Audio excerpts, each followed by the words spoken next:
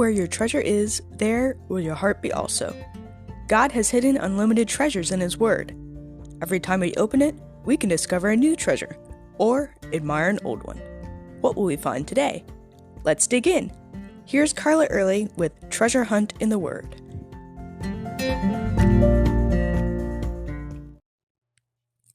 For unto us a child is born, unto us a son is given, and the government shall be upon his shoulder, and his name shall be called Wonderful Counselor, Mighty God, Everlasting Father, Prince of Peace. Of the increase of his government and peace there shall be no end, on the throne of David and over his kingdom, to establish it and uphold it with justice and with righteousness from this time forth and forevermore. The zeal of the Lord of hosts will do this. Isaiah is full of prophecy about the Messiah. In fact, several passages discuss his birth. This one's probably fairly familiar to you and is full of treasure to share. So what does this say about Jesus? Well, it starts out, for unto us. Jesus, the Savior, was sent for us and to us.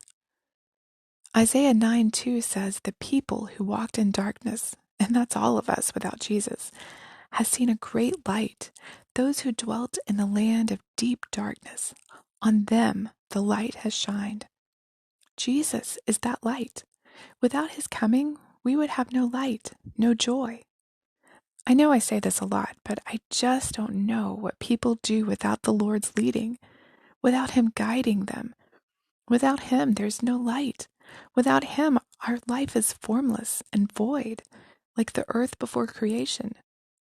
But like at creation, God spoke. He sent his word, Jesus, so we could know him. He sent Jesus for us. It says, unto us a son is given. Now we all know John 3:16. Say it with me. For God so loved the world that he gave his only begotten Son, that whosoever believes in him should not perish, but have everlasting life. This wasn't just anyone's son.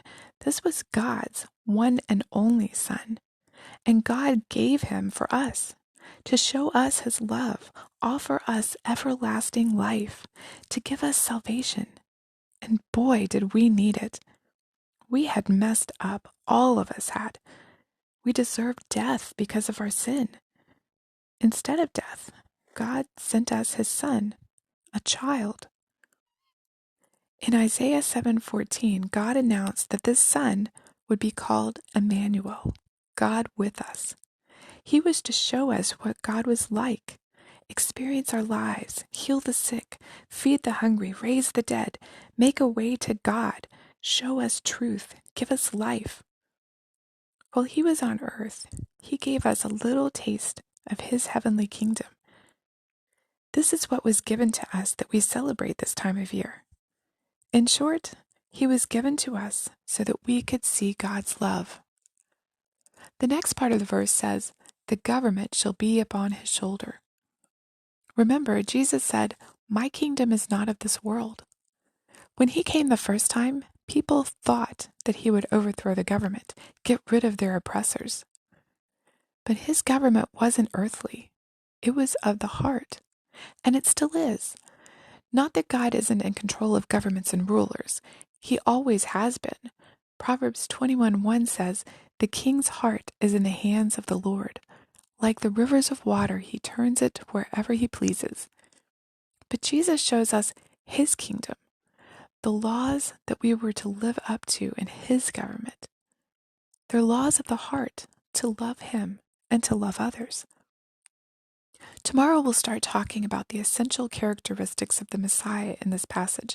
Wonderful Counselor, Mighty God, Everlasting Father, Prince of Peace. Aren't you glad this child was born for us? That God gave his Son for us? And that he rules in our hearts? Rejoice in that today. You can contact us at treasurehuntintheword@gmail.com. Also, if you'd like to share a treasure God has given you by doing an episode, please contact us. You can listen to other episodes on our website, which you'll find in the description below. Thanks for listening. And remember, where your treasure is, there will your heart be also.